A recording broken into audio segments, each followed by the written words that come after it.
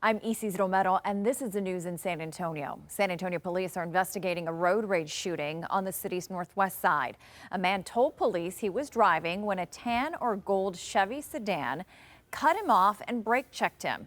A short time later, the two ended up next to each other, and that's when a shot was fired.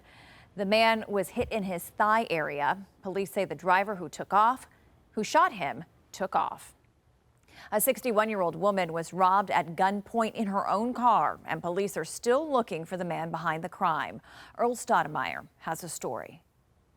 Police say a man approached the 61-year-old woman when she was getting in her car, pointed a long gun at her, and demanded the car and keys. Police say he then ripped her out the car to take it. Take a good look. This is the man police are looking for. He's wearing a black shirt and shorts. The weapon is in his hands. All of this happened last Friday on the 8000 block of New Braunfels Avenue at an apartment complex near the Oak Park HEB.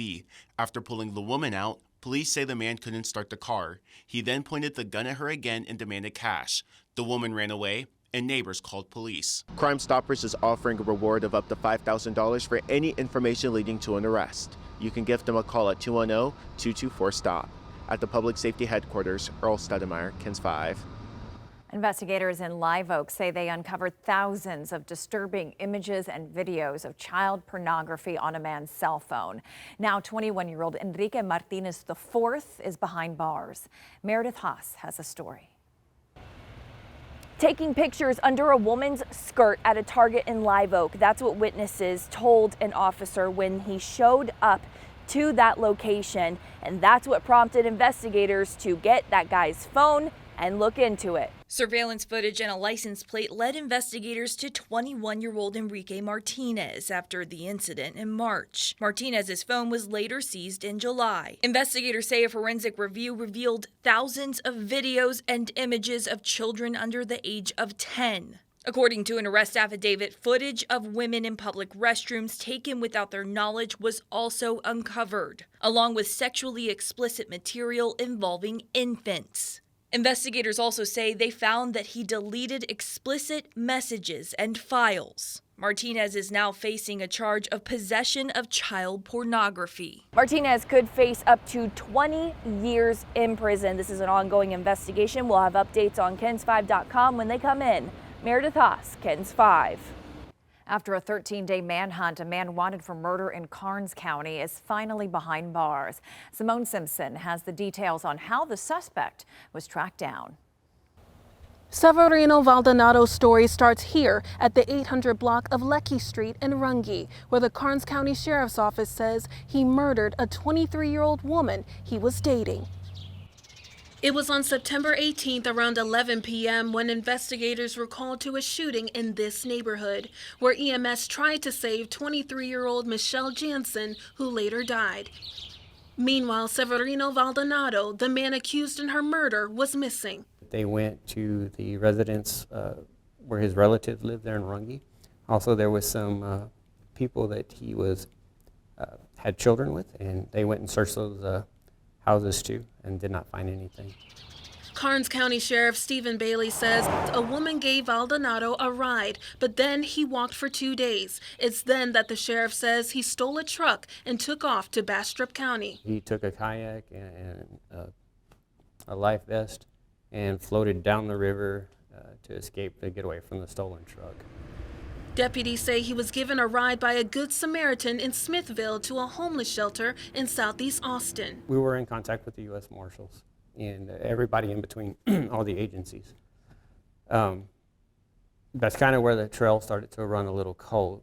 They weren't able to find him at the shelter. Days later, when DPS troopers recognized him, Valdonado allegedly tried to escape again. He was tased and taken into custody. I would like to thank all the agencies that helped us. Can't do something like that and get away with it. Valdonado is being held at Travis County Jail, waiting to be extradited to Karnes County. Reporting from Karnes County, Simone Simpson, KENS 5. As the government shutdown continues, many local military families are bracing for tough times. Zach Briggs explains the potential impact here in San Antonio and what one nonprofit is doing to assist. The military, the top employer here in the Alamo City, and with so much uncertainty amidst this government shutdown, we have nonprofits like Soldiers Angels doing everything they can to help families in need. Soldiers' angels preparing for the long haul, as are military families who could really feel the financial strain in light of the government shutdown. We are working on setting up a pantry here in our building. We were actually planning to do that anyway, but this kind of pushed that process forward a little bit. The nonprofit's president and CEO, Amy Palmer, says they've been receiving emails and calls from concerned residents about available resources. In the case of food, getting food from us now may help them save a little money to prepare to pay a rent or utility bills or something in case they do go without a paycheck.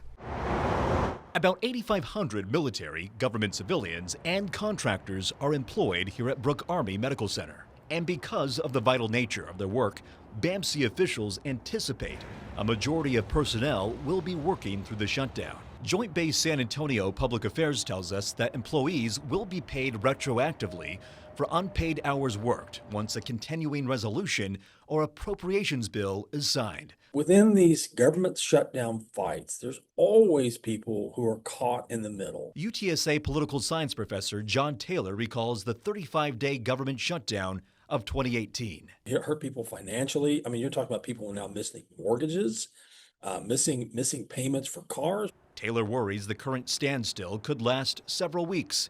He cites a bill that was passed in 1974 as the solution lawmakers should have followed this time. Which basically requires Congress to get a budget done by basically the beginning of September and enacted on October 1st. Well, here we are yet again with them not following their own law. And right now there's no telling as to when lawmakers in Washington will come to an agreement to lift this government shutdown. To learn more about Soldiers' Angels and how you can help out, go to our website, kens5.com. I'm Zach Briggs, KENS 5. And that's the news in San Antonio.